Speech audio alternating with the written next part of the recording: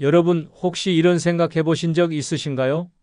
나이 들어서 사람들 많이 만나고 활발하게 지내야지 라고 다짐했던 내가 정작 인간관계 때문에 속이 터질 지경이 된 순간 말이에요. 친구들과 만났는데 이상하게 피곤하고 가족들끼리 모였는데 괜히 기분만 상하고 내가 왜 이 고생을 하고 있지? 싶은 순간 이제 슬슬 깨달을 때가 된 겁니다.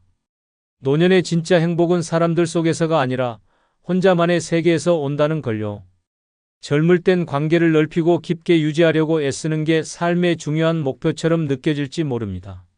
하지만 나이가 들수록 깨닫게 되죠. 아, 사람은 많으면 많을수록 피곤하다. 사람들 속에서 얽히고 설킨 감정 소모와 에너지 낭비는 이젠 사치일 뿐입니다. 노년에는 더 이상 내가 왜 저 사람 눈치를 봐야 하지? 라거나 내가 이걸 들어줘야 하나? 라는 생각으로 스트레스 받을 이유가 없잖아요. 혼자라는 건 외로움이 아니라 진정한 자유입니다. 누구의 간섭도 없고 내 시간과 공간을 오롯이 누리며 살아가는 여유가 주는 행복은 비교할 수 없죠. 오늘은 그래서 이야기하려고 합니다. 노년의 인간관계를 줄이고 혼자 살아가는 것이 얼마나 속 편하고 긍정적인 선택인지, 지금부터 왜 노년의 많은 사람들과 얽히지 않는 것이 현명한가에 대한 아주 현실적이고 공감 가는 7가지 이유들을 하나씩 말씀드리겠습니다. 자, 이제 우리의 인생에서 혼자의 진정한 가치에 대해 함께 알아볼까요? 첫 번째 이유는 에너지 흡혈귀들로부터 탈출할 수 있다입니다. 여러분, 나이가 들면 기운이 예전 같지 않다는 말 공감하시죠? 그런데 인간관계라는 게 의외로 어마어마한 에너지를 소모합니다. 어떤 사람들은 마치 내 에너지를 쪽쪽 빨아먹는 에너지 흡혈귀 같아요.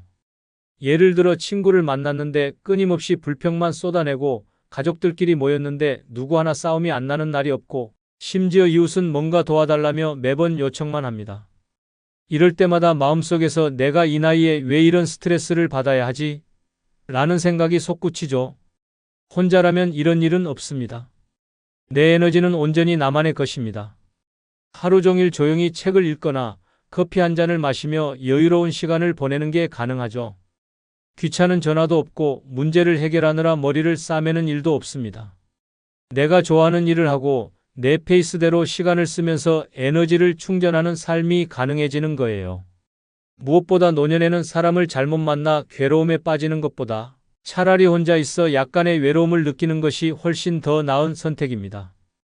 외로움은 시간이 지나면 익숙해지고 스스로 극복할 수 있지만 잘못된 인간관계는 나를 점점 더 지치게 만들 뿐이니까요. 두 번째 이유는 감정의 롤러코스터를 안 타도 된다입니다. 인간관계란 참 묘한 게 기쁘고 좋은 감정만 주는 게 아니죠. 사람들과 얽히다 보면 화나고 서운하고 짜증나는 감정이 뒤엉키면서 정신적 스트레스가 쌓입니다. 친구와 약속을 잡았다가 약속을 어기면 섭섭하고 가족 모임에서는 사소한 말 한마디에 괜히 기분이 나빠지고 나도 모르게 감정의 롤러코스터를 타게 되죠. 노년에는 이런 감정 소모가 정말 피곤하게 느껴집니다. 심지어 예민해지는 경우도 많아서 평소에는 대수롭지 않게 넘길 말도 날카롭게 다가옵니다. 이런 순간마다 마음속에서 그냥 혼자가 더 낫겠네라는 생각이 자연스럽게 떠오르죠. 혼자라면 감정의 기복을 최소화할 수 있습니다. 화내거나 속상해할 이유가 없으니까요. 대신 스스로 감정을 다스리며 평화로운 하루를 만들어갈 수 있습니다. 혼자만의 시간은 마음의 평화를 유지하는 가장 좋은 방법입니다. 복잡한 감정의 소용돌이에 휘말리지 않고 내가 좋아하는 음악을 들으며 잔잔한 기분으로 하루를 마무리하는 삶. 이런 여유로운 감정을 누릴 수 있는 게 바로 혼자의 장점 아니겠어요? 세 번째 이유는 완벽한 자유를 만끽할 수 있다입니다. 인간관계란 곧 제약입니다.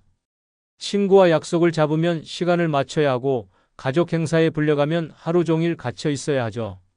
심지어 이웃이 찾아와서 이런저런 부탁을 하면 그 순간 나의 자유는 사라집니다.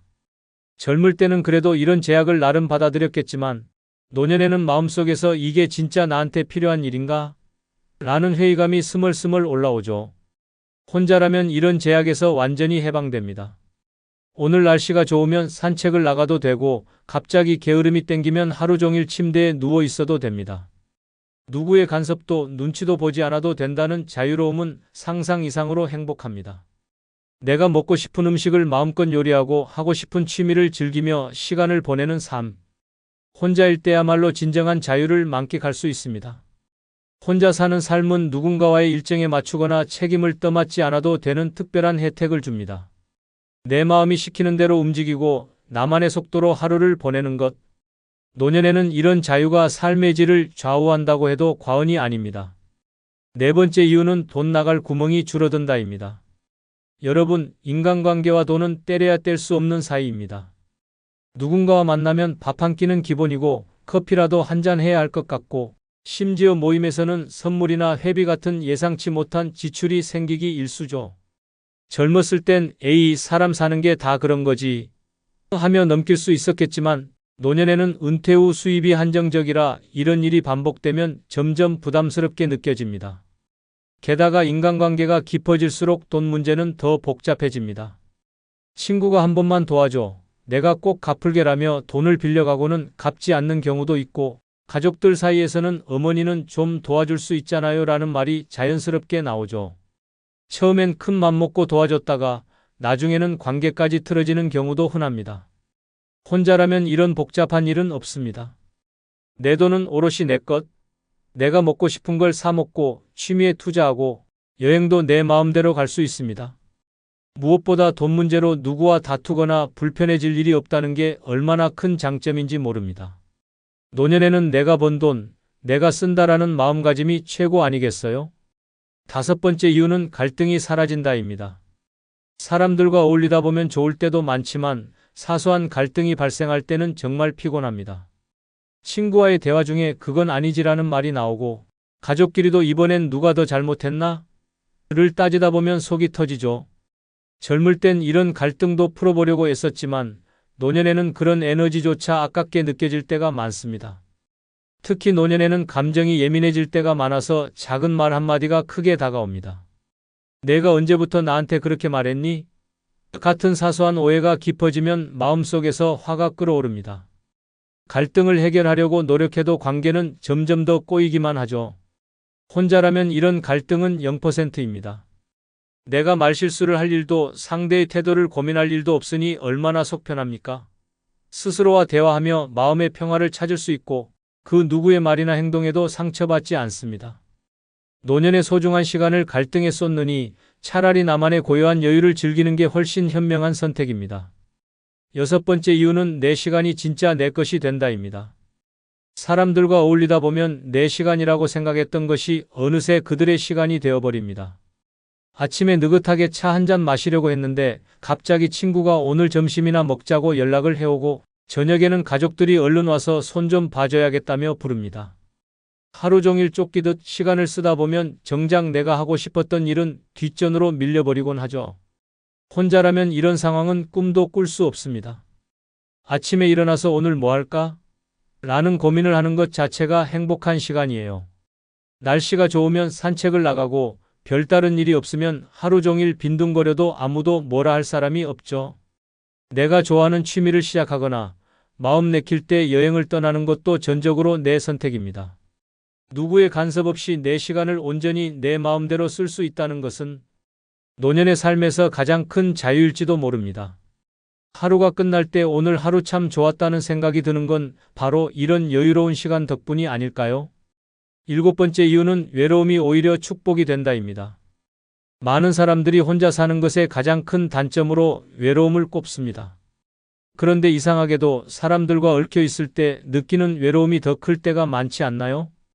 가까운 친구라고 생각했던 사람이 연락을 끊거나 가족 모임에서 괜히 소외감을 느끼면 혼자 있을 때보다 더 큰 외로움이 찾아옵니다. 혼자라는 건 외로움을 오롯이 마주하며 그것을 내 방식으로 극복하는 법을 배우는 시간입니다. 다른 사람에게 의지하지 않고 나 자신을 이해하며 내 감정을 스스로 돌보는 방법을 알게 됩니다. 좋아하는 음악을 들으며 힐링하거나 책을 읽으며 지식을 쌓고 자연 속에서 혼자만의 여유를 즐기는 순간 외로움은 더 이상 두려움의 대상이 아닙니다. 외로움은 혼자라는 사실을 깨닫는 게 아니라 혼자만의 고요함 속에서 행복을 발견하는 과정입니다. 노년의 진정한 축복은 이 고요함을 긍정적으로 받아들이고 나 자신과 더 깊은 관계를 맺는 데 있습니다. 어쩌면 혼자가 주는 여유와 평화야말로 노년의 삶에서 가장 큰 선물일지도 모르겠습니다. 이렇게 인간관계로부터 자유로워지는 삶은 단순히 혼자가 되는 것이 아니라 진정으로 나답게 사는 것을 의미합니다. 더 많은 여유, 자유, 그리고 나만의 행복을 누리며 살아가는 이보다 더 긍정적인 선택이 있을까요? 노년에 혼자가 좋은 7가지 이유 들으니 이제 결론이 보이죠? 네, 맞습니다. 노년의 삶에서 가장 중요한 건 속 편하게 사는 것입니다. 사람들과 어울리는 것도 좋지만 그게 내 에너지를 빼앗고 스트레스를 더한다면 차라리 혼자가 더 나은 선택일 수 있습니다. 혼자라는 건 단순히 외로운 상태가 아니라 내 시간과 에너지를 온전히 나에게만 쓸 수 있는 최고의 자유를 의미합니다. 물론 처음에는 약간의 외로움이 느껴질 수 있겠죠. 하지만 그것도 잠시 혼자만의 여유를 즐기다 보면 이게 진짜 행복이구나 라는 깨달음이 옵니다. 하루 종일 하고 싶은 대로 살고 아무도 나를 귀찮게 하지 않는 삶.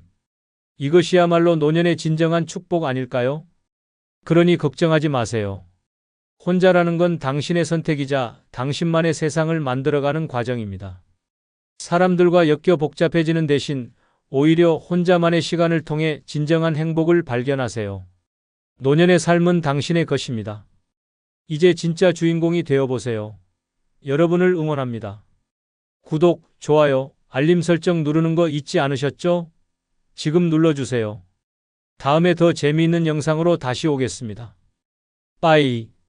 여러분, 인생 참 별거 아니더군요. 아니, 이렇게 말하면 좀 허무하게 들릴까요? 하지만 한번 솔직히 생각해 보세요. 우리는 정말 열심히 살았습니다. 학교에서는 시험 잘 봐야 한다고 밤새워 공부했고, 직장에서는 실수하지 않으려고 이리저리 뛰어다녔습니다. 가정에서는 자식 잘 키우겠다고 모든 걸 희생했죠. 그런데 지금 와서 돌아보니요. 내가 왜 그렇게까지 열심히 살았지? 라는 생각이 들더라고요. 물론 열심히 살아온 삶이 의미 없었다는 건 아닙니다. 하지만 지나고 보니 그때 그렇게 발버둥 쳤던 많은 일들이 생각보다 큰 의미가 없었더라고요. 회사에서 열심히 인정받으려 했던 일도, 자식에게 모든 걸 다 주겠다고 했던 노력도, 남들에게 잘 보이려고 애썼던 순간들도 결국엔 전부 흐릿한 기억으로 남아있을 뿐이죠. 그래서 오늘은 이 이야기를 해보려 합니다. 인생, 그거 지나고 나니 별거 아니더라는 10가지 이유를요. 한 번쯤 허탈하게 웃으면서 맞아, 그때 그랬지라고 고개 끄덕일 이야기가 아닐까 싶습니다. 자, 인생의 허를 찌르는 진실 속으로 함께 떠나보실까요? 구독, 좋아요, 알림 설정 부탁드립니다. 첫 번째 이유는 결국 가장 중요한 건 건강이더라입니다. 살다 보면 돈이 전부다, 사람이 전부다, 성공이 전부다 이런 말을 수도 없이 듣습니다. 그래서 나도 그걸 믿고 달렸어요. 돈을 벌려고 밤새워 일하고 사람들에게 인정받으려고 애쓰고 성공이라는 이름의 꼭대기를 향해 올라가려 안간힘을 썼죠. 그런데요, 나이가 들어보니 그런 거 다 아무 소용 없더군요. 결국 남는 건 건강이에요. 한번 생각해 보세요. 돈이 아무리 많아도 몸이 아프면 어디에 쓸 수 있겠어요? 맛있는 음식이 눈앞에 있어도 소화가 안 되면 무슨 소용인가요? 여행을 가고 싶어도 허리가 아파서 걸을 수 없으면 그게 무슨 재미일까요? 젊었을 때는 이런 생각을 못했어요. 아프면 병원 가면 되지 라고 쉽게 넘겼는데 나이가 드니 병원 가도 해결되지 않는 문제가 많더라고요. 그래서 이제 깨달았습니다. 건강이 없으면 아무것도 소용없다는 걸요. 아무리 잘 살았어도 아무리 성공했어도 몸이 따라주지 않으면 그 모든 게 허공에 흩어지는 먼지 같아요. 결국에는 내 몸이 내 인생이다라는 말이 맞는 것 같아요. 그래서 요즘은 몸을 위해서 더 신경 씁니다. 밥을 제대로 챙겨 먹고 가볍게라도 운동을 하려고 노력하고 마음의 건강도 지키기 위해 스트레스 받는 일을 멀리하려 합니다. 지나고 나서 후회하지 않으려면 지금부터라도 건강을 챙겨야 해요. 인생? 그거 지나고 나면 별거 아닙니다. 하지만 몸이 건강하면 별거 아닌 인생 속에서도 진짜 행복을 찾을 수 있어요. 그러니 지금 당장 거울 앞에 서서 자신에게 물어보세요. 내 몸 괜찮은가? 그리고 내 몸이 원하는 걸 해주세요. 건강한 몸이야말로 우리가 인생을 제대로 즐길 수 있는 유일한 조건이랍니다. 두 번째 이유는 돈? 많아도 결국 내가 써야 끝난다입니다. 돈을 벌기 위해 얼마나 고생하셨나요? 나도 젊었을 땐 돈이 세상의 전부인 줄 알았습니다. 조금이라도 더 벌려고 쉬는 날도 반납하며 일했고 어딘가에 돈을 쓰는 게 아까워서 내 몸을 혹사했죠. 그런데 나이 들어 돌아보니요. 돈이라는 게 참 재미있습니다. 많으면 뭐하고 적으면 또 뭐합니까? 결국 그 돈을 써야 할 사람은 나 자신이더라고요. 젊었을 땐 자식들에게 남겨주면 큰 효도를 받을 줄 알았습니다. 하지만 자식들은 엄마, 아빠 돈 많잖아. 라며 오히려 당연하다는 듯 기대하더군요. 가끔은 너무 속상했어요. 그리고 친구들에게 쓰면 그 관계가 더 깊어질 줄 알았는데 돈으로 이어진 관계는 돈이 끊기면 금세 멀어지더군요. 결국 깨달은 건 이겁니다. 내가 번 돈은 내가 써야 끝난다는 거죠. 좋은 음식, 멋진 옷, 그리고 내가 즐기고 싶은 것들에 아낌없이 투자해야 합니다. 남을 위해 쓰는 건 끝이 없고 남겨준다고 해도 고마움을 온전히 받지 못할 때가 많으니 말이죠. 지나고 나서야 알게 됐어요. 돈은 내가 행복하기 위해 쓰는 도구일 뿐이지 절대 인생의 목적이 아니랍니다. 그러니 지금부터라도 당신을 위해 아낌없이 쓰세요. 돈도 결국 지나고 나면 별거 아니랍니다. 세 번째 이유는 다들 남의 일엔 별로 관심 없더라입니다. 여러분 한번 돌이켜보세요. 얼마나 많은 시간을 남의 시선을 의식하며 사셨나요? 나는 어릴 때부터 누가 너 보고 이상하다고 하면 어쩌려고 그래? 라는 말을 듣고 자랐어요. 그러다 보니 말투, 옷차림, 심지어는 내가 내리는 작은 결정 하나도 다른 사람 눈에 어떻게 보일지를 먼저 고민했죠. 그런데 나이 들어서 깨달았습니다. 다들 남의 일에는 별로 관심이 없더라고요. 그때 그 비싼 옷을 입었든 말실수를 했든 아니면 내가 성공했든 실패했든 정작 그걸 기억하는 사람은 단 한 명도 없어요. 사람들은 다들 자기 문제로 바빠요. 당신이 조금 못나 보이든 잘나 보이든 그들은 당신을 잊어버리는데 몇 초도 걸리지 않아요. 그런데 왜 그토록 남의 시선을 의식하며 살았을까요? 나를 보여주기 위해 살기보다 내가 행복하기 위해 살아야 했던 건데요. 지나고 보니 결국 남의 평가도 타인의 기대도 전부 사라지더라고요. 그래서 요즘은 그냥 내 마음이 가는 대로 삽니다. 남들이 뭐라든 내 인생입니다. 지나고 나면 그들의 말과 시선 전부 별거 아니더라고요. 네 번째 이유는 결국 다툼은 내가 더 손해다입니다. 살다 보면 갈등이란 피할 수 없죠. 가족이든 친구든 직장이든 사람이 모이면 늘 문제가 생깁니다. 젊었을 땐 그 갈등이 얼마나 불편하든 내가 이겨야지 라는 마음으로 싸움에 뛰어들곤 했어요. 내가 맞다는 걸 증명하려고 내 생각이 옳다는 걸 설득하려고 애썼죠. 하지만 나이 들어보니 다툼이라는 게 결국 별거 아니더군요. 애초에 시작을 안 했으면 더 나았을 일도 참 많았습니다. 그때는 화가 나서 밤잠을 설치며 고민했는데 지금은 상대방이 뭐라고 했는지도 잘 기억나지 않습니다. 아니, 내가 그때 왜 그렇게 화를 냈더라? 싶을 정도로 말이죠. 그리고 더 중요한 건 싸움이 끝난 뒤 남는 건 자존심의 승리도 아니고 후련함도 아니라는 거예요. 남는 건 관계의 균열과 내 마음의 상처뿐입니다. 나이 들어 깨달은 건 이겁니다. 싸우고 나면 결국 내가 더 힘들다는 거예요.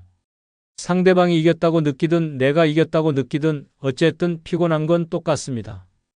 그래서 요즘은 웬만하면 그냥 넘깁니다. 누가 내게 뭐라고 해도 웃으며 그렇구나 하고 지나가죠. 꼭 그렇게까지 해야 했을까? 라는 후회를 하기 싫어서요. 지나고 나면요. 다툼이라는 게 그저 소모적인 일이었더라고요. 이기는 게 중요한 게 아니라 마음 편하게 사는 게 더 중요했음을 이제야 깨달았습니다. 다섯 번째 이유는 사람은 결국 자기 중심적으로 산다입니다. 인생의 대부분을 남을 위해 살았다고 생각했던 적이 있나요? 저도 그랬습니다. 자식들을 위해 희생하고 친구들에게 잘해주고 가족의 평화를 지키기 위해 애썼습니다. 그런데 나이 들어 돌아보니 세상에 정말 남을 위해 사는 사람은 거의 없더라고요. 결국 사람은 자기 중심적으로 살아갑니다. 자식들을 위해 최선을 다했지만 그들도 각자 자신의 삶이 가장 중요해요. 친구들을 위해 시간과 돈을 쏟았지만 그들은 자신의 필요가 충족되면 자연스럽게 멀어집니다. 그렇다고 그들이 나쁜 사람이라는 건 아닙니다. 단지 우리 모두 자신에게 더 집중하며 살아갈 수밖에 없다는 거죠. 그렇다면 왜 그토록 남을 위해 애썼을까요? 돌아보니 남을 위해 산다고 생각했던 많은 순간이 사실 내 만족을 위한 거였던 경우도 많았어요. 내가 좋은 부모라는 걸 보여주고 싶다. 내가 좋은 친구라는 걸 증명하고 싶다는 마음이 있었던 거죠. 이제는 그럴 필요가 없다는 걸 알았습니다. 사람들은 결국 자기 삶에 더 집중하기 마련이고 그게 당연한 겁니다. 그러니 나도 이제 나를 중심에 두고 살기로 했습니다. 지나고 보니 남을 위해 사는 거? 결국 별거 아니었더군요. 6번째 이유는 시간은 내 것일 때 가장 가치 있다입니다. 젊었을 때는 시간이 늘 부족하게 느껴졌습니다. 일하고 사람 만나고 문제를 해결하다 보면 하루가 훌쩍 지나갔죠. 그런데 나이 들어 깨달은 건 시간이 많아지는 게 중요한 게 아니라 그 시간을 누구를 위해 쓰느냐가 더 중요하다는 겁니다. 과거에는 내 시간이 내 것이 아니었어요. 회사와 가정 그리고 사람들과의 관계가 늘 나를 끌고 다녔죠. 쉬고 싶어도 누군가 부탁하면 거절하지 못했고 하고 싶은 일이 있어도 남들에게 맞춰야 했습니다. 그렇게 시간을 썼는데 지금 돌아보니 남들은 내가 어떻게 시간을 썼는지 전혀 기억하지 못하더군요. 혼자 있는 시간이 많아지면서 깨달았습니다. 시간은 내가 주도할 때 비로소 가치가 있다는 걸요. 아침에 느긋하게 일어나 커피 한 잔을 즐기고 내키면 산책을 나가고 아니면 하루 종일 책을 읽거나 영화를 보는 것도 좋습니다. 이런 소소한 행복이야말로 진짜 값진 시간입니다. 지나고 나니 남들에게 휘둘리며 썼던 시간들이 얼마나 아까웠는지 알겠더라고요. 시간은 내 것일 때 가장 빛납니다. 7번째 이유는 외로움도 익숙해지면 나쁘지 않다입니다. 많은 사람들이 혼자 사는 것의 단점으로 외로움을 꼽습니다. 저도 처음엔 외로움이 두려웠어요. 그런데 혼자 지내다 보니 외로움이 그렇게 나쁜 게 아니라는 걸 깨달았습니다. 오히려 외로움이 주는 평화가 있더라고요. 사람들과 어울리며 관계를 유지하려고 애썼던 날들을 떠올려 보세요. 그때는 외롭지 않았을까요? 전혀 아닙니다. 오히려 관계 속에서 외로움을 느꼈던 적이 더 많았어요. 진심으로 나를 이해해주는 사람이 없다고 느낄 때, 많은 사람들 속에서 소외감을 느낄 때 그 외로움은 더 컸습니다. 혼자 지내면 외로움이 다른 형태로 찾아옵니다. 하지만 그 외로움은 익숙해지고 나면 내 삶의 일부가 됩니다. 나 자신과 대화하고 내 감정을 돌보며 스스로 행복을 찾아가는 법을 배우게 되죠. 외로움은 나를 돌아보게 하고 스스로를 더 사랑하게 만드는 시간입니다. 지나고 나니 외로움은 괴로움이 아니라 새로운 기회였습니다. 그게 인생이더라고요. 8번째 이유는 모든 게 지나고 나면 결국 추억일 뿐이다입니다. 젊었을 땐 세상이 온통 중요한 일투성이었습니다. 학창 시절엔 성적 하나에 울고 웃었고 회사 다닐 때는 상사의 한마디에 자존감이 하늘로 치솟거나 바닥으로 떨어지곤 했죠.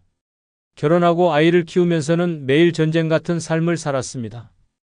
그런데요, 그렇게 모든 걸 열심히 쥐고 있던 손을 세월이라는 시간이 조용히 펴놓고 나니 남는 건 전부 흐릿한 추억뿐이더군요. 힘들어도 열심히 다녔던 회사요. 이제는 내 이름을 기억하는 사람이 단 한 명도 없습니다. 밤새워 공부했던 시험 결과요.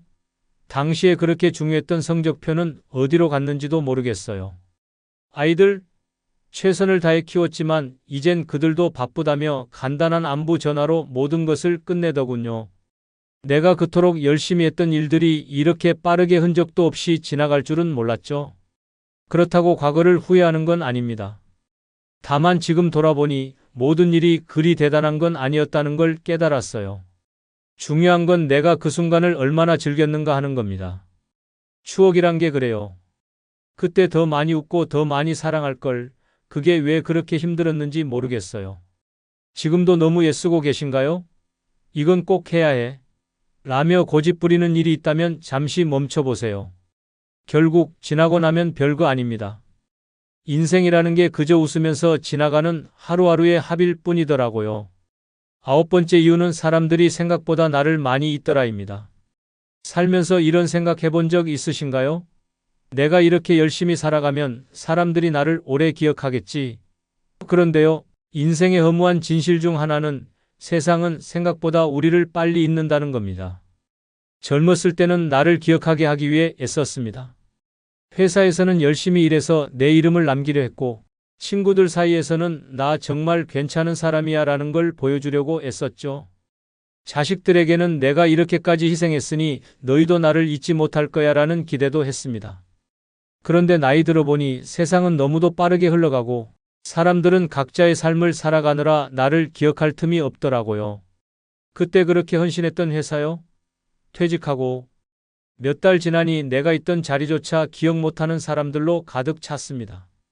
친구들도 시간이 지나니 연락이 뜸해지고 자식들은 자신들의 삶에 집중하느라 바빠요. 사실 이게 자연스러운 겁니다. 누군가를 오래 기억할 만큼 우리 모두 바쁘게 살아가고 있으니까요. 처음엔 이런 사실이 조금 서운했어요. 하지만 시간이 지나니 오히려 마음이 편해지더군요. 내가 애쓸 필요가 없구나 라는 깨달음이 찾아왔습니다. 사람들에게 기억되기 위해 노력하기보다 지금 나 자신에게 집중하는 게 훨씬 낫다는 걸 알았어요. 그래서 이제는 남들 눈에 어떻게 비칠까 고민하기보다는 내가 오늘 하루를 얼마나 잘 살았느냐를 더 생각하려 합니다. 남들이 나를 잊더라도 내가 나를 잊지 않는다면 그게 더 중요한 거 아니겠어요? 지나고 보니 사람들의 기억 속에 남는 거 결국 그거 별거 아니더라고요. 10번째 이유는 걱정했던 일들 대부분은 일어나지 않더라입니다. 여러분, 인생에서 걱정하느라 밤잠 못 잔 적 있으신가요? 저도 한때는 고민과 걱정으로 하루하루를 보냈습니다. 이 일이 잘못되면 어떡하지? 저 사람에게 미움받으면 어쩌지? 이 선택이 내 인생을 망치면? 이런 생각들로 머릿속이 가득했죠. 그런데요, 나이가 들어 돌아보니요. 걱정했던 일들 대부분은 아예 일어나지도 않더군요. 그때는 정말 심각하게 느껴졌던 문제들이었어요. 시험 결과가 나빠서 내 인생이 끝날 것 같았고, 직장에서 한 실수가 내 경력을 망칠 것 같았고, 사람들과의 작은 갈등이 내 인간관계를 전부 무너뜨릴 것만 같았죠. 그런데 지금 와서 돌이켜보면 그 모든 걱정들은 결국 허공에 흩어진 먼지 같은 존재였어요. 진짜 큰일이라 생각했던 것들이 시간이 지나면서 전부 사라지더군요. 물론 몇 가지 어려운 순간도 있었습니다. 하지만 걱정했던 방식으로 문제가 발생한 경우는 거의 없었어요. 오히려 예상치 못한 순간에 삶이 풀리거나 뜻밖의 해결책이 나오곤 했죠. 지나고 나니 걱정이란 그저 내가 만들어낸 허상의 적이었다는 걸 깨달았습니다. 그래서 요즘은요, 걱정이 생길 때마다 이렇게 생각합니다. 에이, 또 지나가겠지. 그리고 정말로 지나갑니다. 걱정에 시간을 쏟느니 그 시간에 좋은 음식 먹고 웃고 내가 즐거운 일을 하며 보내는 게 훨씬 낫더라고요. 인생이라는 게 그런 거더군요. 지나고 나면 별거 아니니까요. 걱정도 결국 별거 아니랍니다. 결국 인생이란 지나고 나면 별거 아닌 일들의 모음이더군요. 우리가 그토록 치열하게 고민했던 일들, 밤잠 못 자며 애썼던 일들, 때로는 울고 웃으며 간절하게 매달렸던 순간들까지도 시간이 지나고 나니 전부 흩어져 버렸습니다. 허탈하게 들릴 수도 있겠지만 이 사실이 오히려 위로가 됩니다. 그렇게까지 애쓸 필요가 없었구나라는 깨달음이 찾아오니까요. 그래서 이제는 조금 더 여유를 가지려 합니다.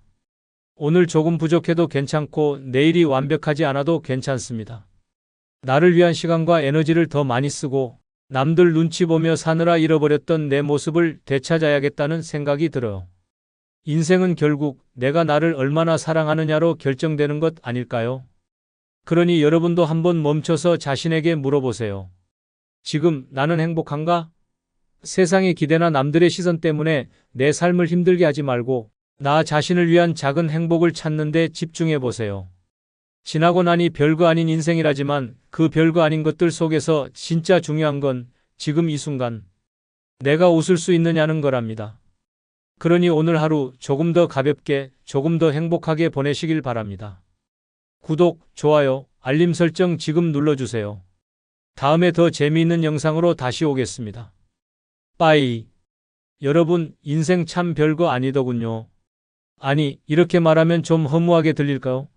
하지만 한번 솔직히 생각해 보세요.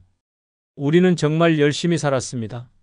학교에서는 시험 잘 봐야 한다고 밤새워 공부했고, 직장에서는 실수하지 않으려고 이리저리 뛰어다녔습니다. 가정에서는 자식 잘 키우겠다고 모든 걸 희생했죠.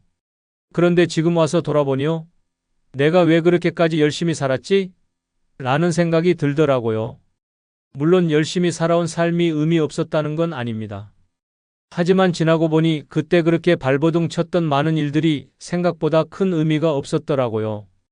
회사에서 열심히 인정받으려 했던 일도, 자식에게 모든 걸 다 주겠다고 했던 노력도, 남들에게 잘 보이려고 애썼던 순간들도 결국엔 전부 흐릿한 기억으로 남아있을 뿐이죠. 그래서 오늘은 이 이야기를 해보려 합니다. 인생, 그거 지나고 나니 별거 아니더라는 10가지 이유를요. 한 번쯤 허탈하게 웃으면서 맞아, 그때 그랬지라고 고개 끄덕일 이야기가 아닐까 싶습니다. 자, 인생의 허를 찌르는 진실 속으로 함께 떠나보실까요? 구독, 좋아요, 알림 설정 부탁드립니다. 첫 번째 이유는 결국 가장 중요한 건 건강이더라입니다. 살다 보면 돈이 전부다, 사람이 전부다, 성공이 전부다 이런 말을 수도 없이 듣습니다.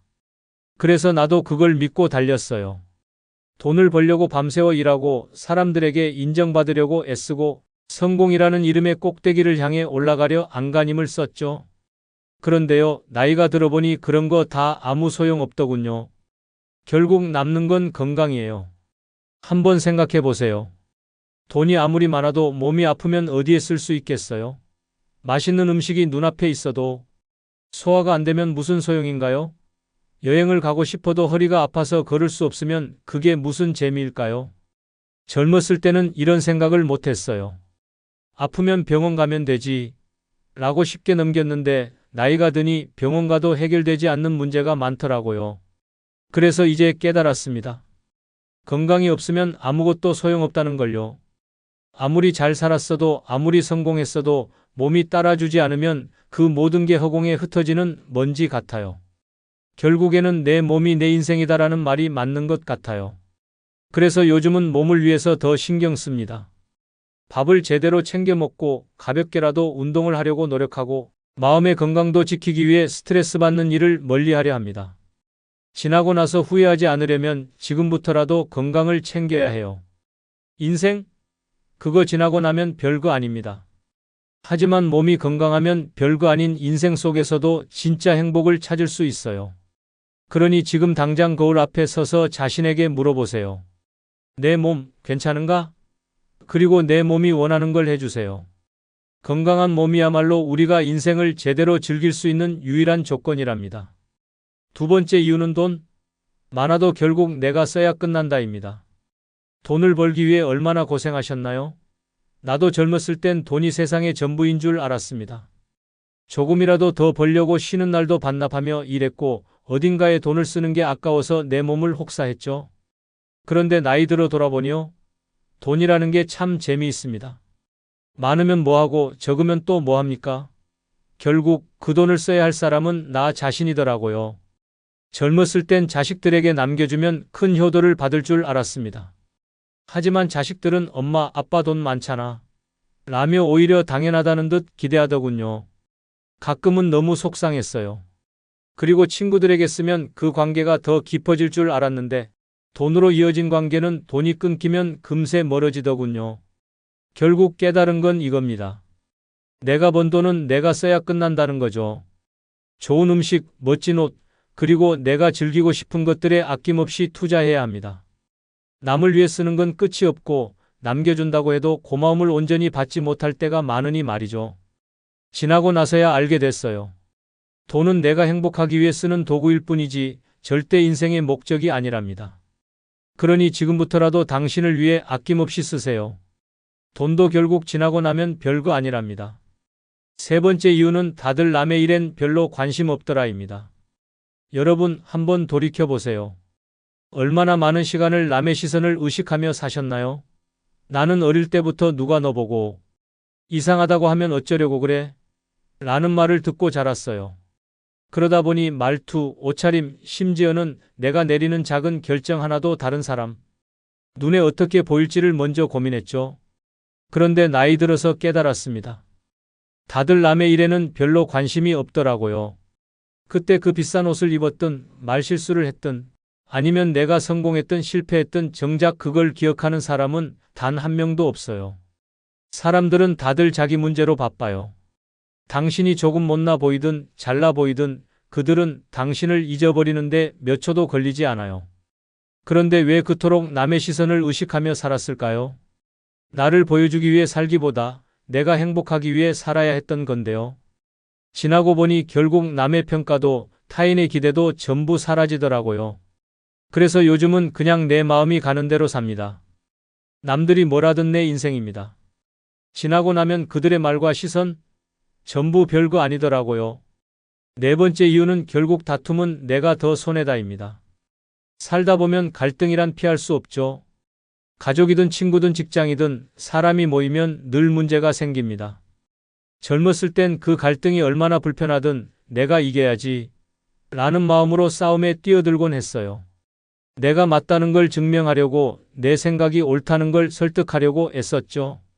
하지만 나이 들어보니 다툼이라는 게 결국 별거 아니더군요. 애초에 시작을 안 했으면 더 나았을 일도 참 많았습니다. 그때는 화가 나서 밤잠을 설치며 고민했는데 지금은 상대방이 뭐라고 했는지도 잘 기억나지 않습니다. 아니, 내가 그때 왜 그렇게 화를 냈더라? 싶을 정도로 말이죠. 그리고 더 중요한 건 싸움이 끝난 뒤 남는 건 자존심의 승리도 아니고 후련함도 아니라는 거예요. 남는 건 관계의 균열과 내 마음의 상처뿐입니다. 나이 들어 깨달은 건 이겁니다. 싸우고 나면 결국 내가 더 힘들다는 거예요. 상대방이 이겼다고 느끼든 내가 이겼다고 느끼든 어쨌든 피곤한 건 똑같습니다. 그래서 요즘은 웬만하면 그냥 넘깁니다. 누가 내게 뭐라고 해도 웃으며 그렇구나 하고 지나가죠. 꼭 그렇게까지 해야 했을까? 라는 후회를 하기 싫어서요. 지나고 나면요, 다툼이라는 게 그저 소모적인 일이었더라고요. 이기는 게 중요한 게 아니라 마음 편하게 사는 게 더 중요했음을 이제야 깨달았습니다. 다섯 번째 이유는 사람은 결국 자기 중심적으로 산다입니다. 인생의 대부분을 남을 위해 살았다고 생각했던 적이 있나요? 저도 그랬습니다. 자식들을 위해 희생하고 친구들에게 잘해주고 가족의 평화를 지키기 위해 애썼습니다. 그런데 나이 들어 돌아보니 세상에 정말 남을 위해 사는 사람은 거의 없더라고요. 결국 사람은 자기 중심적으로 살아갑니다. 자식들을 위해 최선을 다했지만 그들도 각자 자신의 삶이 가장 중요해요. 친구들을 위해 시간과 돈을 쏟았지만 그들은 자신의 필요가 충족되면 자연스럽게 멀어집니다. 그렇다고 그들이 나쁜 사람이라는 건 아닙니다. 단지 우리 모두 자신에게 더 집중하며 살아갈 수밖에 없다는 거죠. 그렇다면 왜 그토록 남을 위해 애썼을까요? 돌아보니 남을 위해 산다고 생각했던 많은 순간이 사실 내 만족을 위한 거였던 경우도 많았어요. 내가 좋은 부모라는 걸 보여주고 싶다. 내가 좋은 친구라는 걸 증명하고 싶다는 마음이 있었던 거죠. 이제는 그럴 필요가 없다는 걸 알았습니다. 사람들은 결국 자기 삶에 더 집중하기 마련이고 그게 당연한 겁니다. 그러니 나도 이제 나를 중심에 두고 살기로 했습니다. 지나고 보니 남을 위해 사는 거? 결국 별거 아니었더군요. 여섯 번째 이유는 시간은 내 것일 때 가장 가치 있다입니다. 젊었을 때는 시간이 늘 부족하게 느껴졌습니다. 일하고 사람 만나고 문제를 해결하다 보면 하루가 훌쩍 지나갔죠. 그런데 나이 들어 깨달은 건 시간이 많아지는 게 중요한 게 아니라 그 시간을 누구를 위해 쓰느냐가 더 중요하다는 겁니다. 과거에는 내 시간이 내 것이 아니었어요. 회사와 가정 그리고 사람들과의 관계가 늘 나를 끌고 다녔죠. 쉬고 싶어도 누군가 부탁하면 거절하지 못했고 하고 싶은 일이 있어도 남들에게 맞춰야 했습니다. 그렇게 시간을 썼는데 지금 돌아보니 남들은 내가 어떻게 시간을 썼는지 전혀 기억하지 못하더군요. 혼자 있는 시간이 많아지면서 깨달았습니다. 시간은 내가 주도할 때 비로소 가치가 있다는 걸요. 아침에 느긋하게 일어나 커피 한 잔을 즐기고 내키면 산책을 나가고 아니면 하루 종일 책을 읽거나 영화를 보는 것도 좋습니다. 이런 소소한 행복이야말로 진짜 값진 시간입니다. 지나고 나니 남들에게 휘둘리며 썼던 시간들이 얼마나 아까웠는지 알겠더라고요. 시간은 내 것일 때 가장 빛납니다. 일곱 번째 이유는 외로움도 익숙해지면 나쁘지 않다입니다. 많은 사람들이 혼자 사는 것의 단점으로 외로움을 꼽습니다. 저도 처음엔 외로움이 두려웠어요. 그런데 혼자 지내다 보니 외로움이 그렇게 나쁜 게 아니라는 걸 깨달았습니다. 오히려 외로움이 주는 평화가 있더라고요. 사람들과 어울리며 관계를 유지하려고 애썼던 날들을 떠올려 보세요. 그때는 외롭지 않았을까요? 전혀 아닙니다. 오히려 관계 속에서 외로움을 느꼈던 적이 더 많았어요. 진심으로 나를 이해해주는 사람이 없다고 느낄 때, 많은 사람들 속에서 소외감을 느낄 때 그 외로움은 더 컸습니다. 혼자 지내면 외로움이 다른 형태로 찾아옵니다. 하지만 그 외로움은 익숙해지고 나면 내 삶의 일부가 됩니다. 나 자신과 대화하고 내 감정을 돌보며 스스로 행복을 찾아가는 법을 배우게 되죠. 외로움은 나를 돌아보게 하고 스스로를 더 사랑하게 만드는 시간입니다. 지나고 나니 외로움은 괴로움이 아니라 새로운 기회였습니다. 그게 인생이더라고요. 8번째 이유는 모든 게 지나고 나면 결국 추억일 뿐이다입니다. 젊었을 땐 세상이 온통 중요한 일투성이었습니다. 학창 시절엔 성적 하나에 울고 웃었고, 회사 다닐 때는 상사의 한마디에 자존감이 하늘로 치솟거나 바닥으로 떨어지곤 했죠. 결혼하고 아이를 키우면서는 매일 전쟁 같은 삶을 살았습니다. 그런데요, 그렇게 모든 걸 열심히 쥐고 있던 손을 세월이라는 시간이 조용히 펴놓고 나니 남는 건 전부 흐릿한 추억뿐이더군요. 힘들어도 열심히 다녔던 회사요. 이제는 내 이름을 기억하는 사람이 단 한 명도 없습니다. 밤새워 공부했던 시험 결과요. 당시에 그렇게 중요했던 성적표는 어디로 갔는지도 모르겠어요. 아이들, 최선을 다해 키웠지만 이젠 그들도 바쁘다며 간단한 안부 전화로 모든 것을 끝내더군요. 내가 그토록 열심히 했던 일들이 이렇게 빠르게 흔적도 없이 지나갈 줄은 몰랐죠. 그렇다고 과거를 후회하는 건 아닙니다. 다만 지금 돌아보니 모든 일이 그리 대단한 건 아니었다는 걸 깨달았어요. 중요한 건 내가 그 순간을 얼마나 즐겼는가 하는 겁니다. 추억이란 게 그래요. 그때 더 많이 웃고 더 많이 사랑할 걸, 그게 왜 그렇게 힘들었는지 모르겠어요. 지금도 너무 애쓰고 계신가요? 이건 꼭 해야 해. 라며 고집 부리는 일이 있다면 잠시 멈춰보세요. 결국 지나고 나면 별거 아닙니다. 인생이라는 게 그저 웃으면서 지나가는 하루하루의 합일 뿐이더라고요. 9번째 이유는 사람들이 생각보다 나를 많이 잊더라입니다. 살면서 이런 생각 해본 적 있으신가요? 내가 이렇게 열심히 살아가면 사람들이 나를 오래 기억하겠지. 그런데요, 인생의 허무한 진실 중 하나는 세상은 생각보다 우리를 빨리 잊는다는 겁니다. 젊었을 때는 나를 기억하게 하기 위해 애썼습니다. 회사에서는 열심히 일해서 내 이름을 남기려 했고, 친구들 사이에서는 나 정말 괜찮은 사람이야 라는 걸 보여주려고 애썼죠. 자식들에게는 내가 이렇게까지 희생했으니 너희도 나를 잊지 못할 거야 라는 기대도 했습니다. 그런데 나이 들어보니 세상은 너무도 빠르게 흘러가고 사람들은 각자의 삶을 살아가느라 나를 기억할 틈이 없더라고요. 그때 그렇게 헌신했던 회사요? 퇴직하고 몇 달 지나니 내가 있던 자리조차 기억 못하는 사람들로 가득 찼습니다. 친구들도 시간이 지나니 연락이 뜸해지고 자식들은 자신들의 삶에 집중하느라 바빠요. 사실 이게 자연스러운 겁니다. 누군가를 오래 기억할 만큼 우리 모두 바쁘게 살아가고 있으니까요. 처음엔 이런 사실이 조금 서운했어요. 하지만 시간이 지나니 오히려 마음이 편해지더군요. 내가 애쓸 필요가 없구나 라는 깨달음이 찾아왔습니다. 사람들에게 기억되기 위해 노력하기보다 지금 나 자신에게 집중하는 게 훨씬 낫다는 걸 알았어요. 그래서 이제는 남들 눈에 어떻게 비칠까 고민하기보다는 내가 오늘 하루를 얼마나 잘 살았느냐를 더 생각하려 합니다. 남들이 나를 잊더라도 내가 나를 잊지 않는다면 그게 더 중요한 거 아니겠어요? 지나고 보니 사람들의 기억 속에 남는 거 결국 그거 별거 아니더라고요. 10번째 이유는 걱정했던 일들 대부분은 일어나지 않더라입니다. 여러분, 인생에서 걱정하느라 밤잠 못 잔 적 있으신가요? 저도 한때는 고민과 걱정으로 하루하루를 보냈습니다. 이 일이 잘못되면 어떡하지? 저 사람에게 미움받으면 어쩌지? 이 선택이 내 인생을 망치면? 이런 생각들로 머릿속이 가득했죠. 그런데요, 나이가 들어 돌아보니요. 걱정했던 일들 대부분은 아예 일어나지도 않더군요. 그때는 정말 심각하게 느껴졌던 문제들이었어요. 시험 결과가 나빠서 내 인생이 끝날 것 같았고, 직장에서 한 실수가 내 경력을 망칠 것 같았고, 사람들과의 작은 갈등이 내 인간관계를 전부 무너뜨릴 것만 같았죠. 그런데 지금 와서 돌이켜보면 그 모든 걱정들은 결국 허공에 흩어진 먼지 같은 존재였어요. 진짜 큰일이라 생각했던 것들이 시간이 지나면서 전부 사라지더군요. 물론 몇 가지 어려운 순간도 있었습니다. 하지만 걱정했던 방식으로 문제가 발생한 경우는 거의 없었어요. 오히려 예상치 못한 순간에 삶이 풀리거나 뜻밖의 해결책이 나오곤 했죠.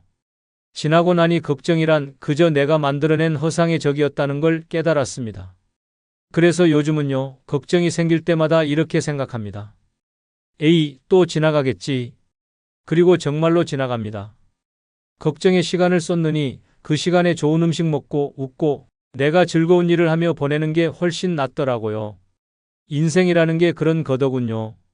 지나고 나면 별거 아니니까요. 걱정도 결국 별거 아니랍니다.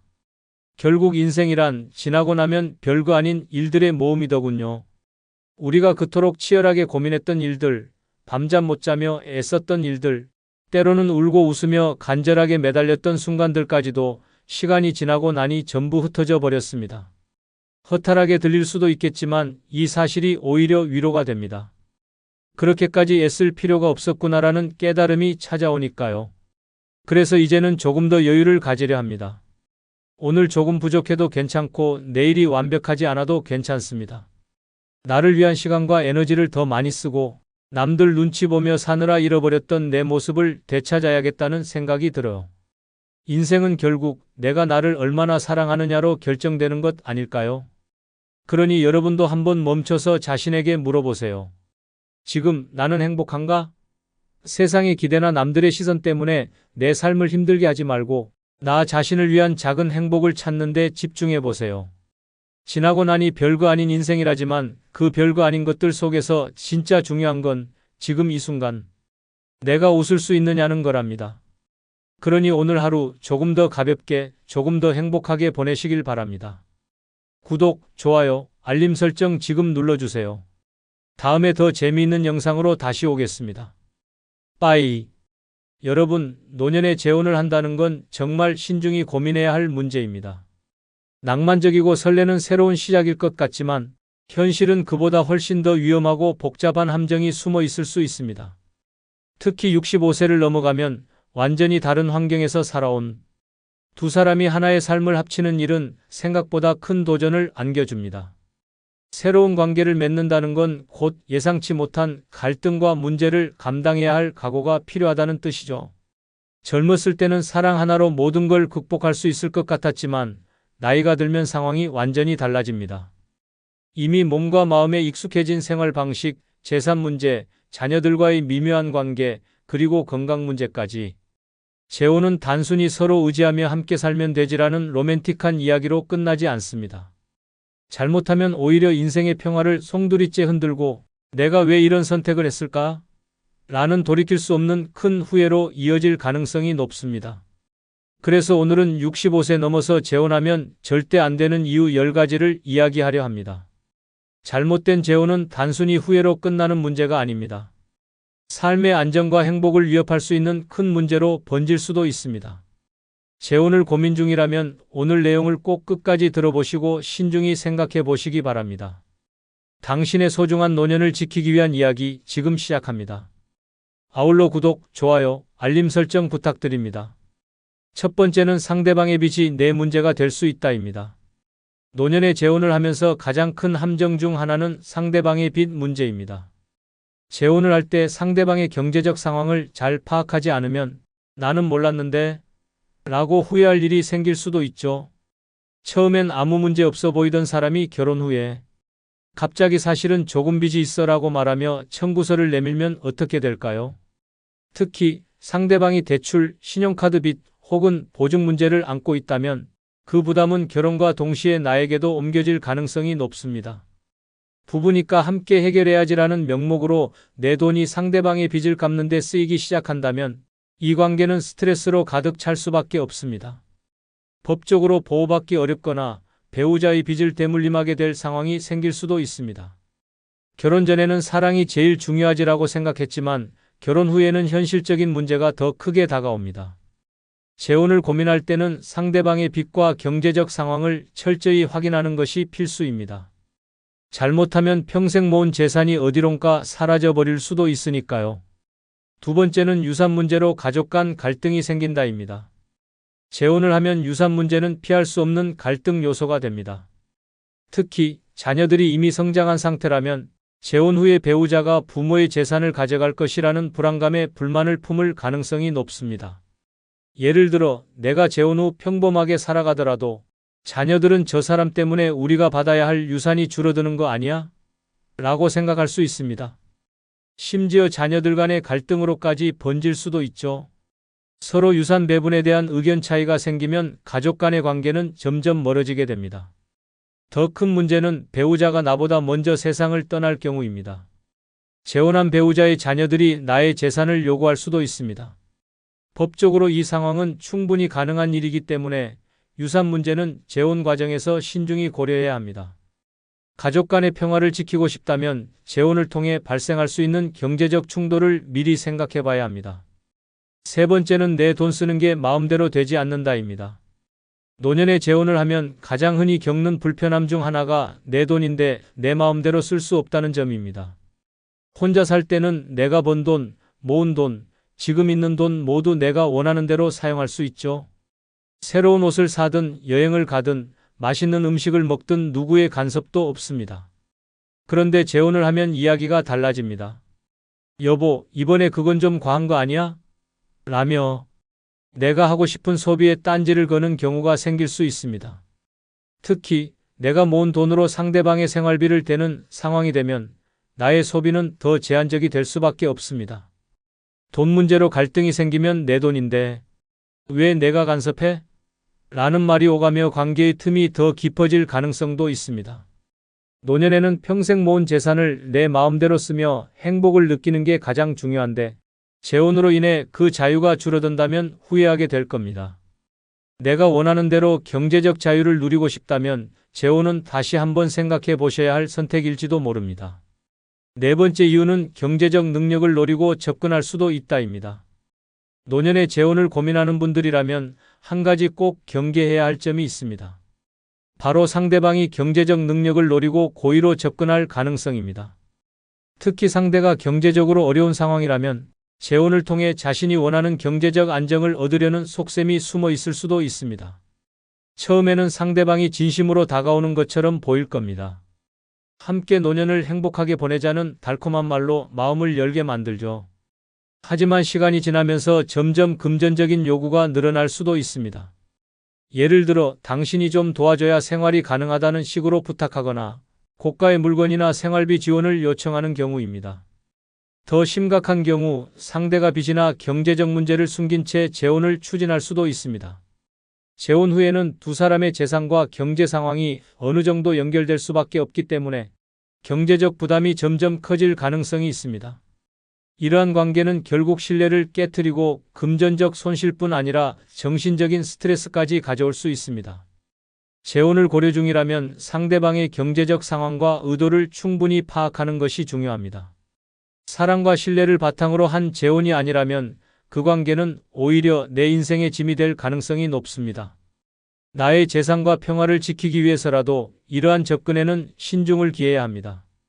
다섯 번째 이유는 자신만의 공간이 사라질 수 있다입니다. 노년에는 자신만의 공간과 시간이 정말 중요합니다. 하루 종일 누가 뭐라 하지 않아도 되는 내 집에서 내 방식대로 생활하는 건 가장 큰 행복 중 하나죠. 그런데 재혼을 하면요? 그 공간을 두 사람이 공유해야 하고 내 마음대로 할 수 없는 일들이 생기기 시작합니다. 예를 들어 나는 거실을 깔끔하게 유지하는 걸 좋아하는데 상대는 여기저기 물건을 늘어놓는 스타일이라면 어떻게 될까요? 아니면 내가 매일 밤 조용히 책을 읽는 걸 좋아하지만 상대는 드라마를 크게 틀어놓고 싶어 한다면요?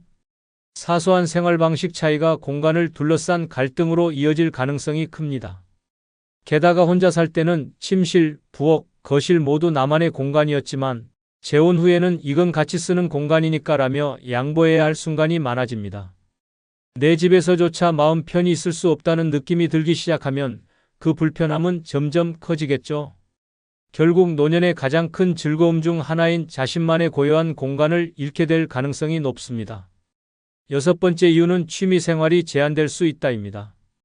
65세 이후에는 여유로운 시간을 활용해 새로운 취미를 즐기거나 오래도록 하고 싶었던 일에 몰두하는 것이 큰 행복입니다.